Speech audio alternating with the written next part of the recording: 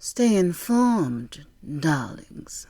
This is an urgent five-alarm fire for anyone who cares about democracy and free and fair elections. And the fact that this is not at the top of every newspaper and leading every news outlet tells you everything you need to know about the failures of the legacy media. Donald Trump's Department of Justice has waged war on states over access to the most sensitive voting information they have. This is individualized information about you, your family, your friends, your neighbors, what primaries you have voted in, when you haven't voted, whether you have registered as a Democrat or Republican, your full social security numbers, your date of birth, your full address, your history of moving from one county to another or one address to another or from one state to another, whether you have ever had your ballots challenged before, whether they've ever been rejected before, whether you've ever voted by mail, whether you voted early, whether you voted in person, whether you voted overseas. This is a complete 360-degree picture of everything you have ever told any election official about you and who you are and what party you affiliate with and your most sensitive personal identifying information.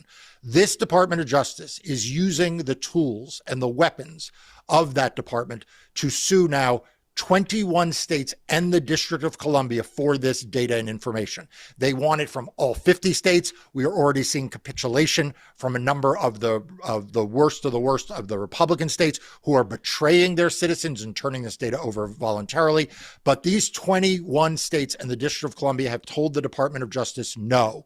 And now they're getting sued one by one. But Brian, here's my message to them.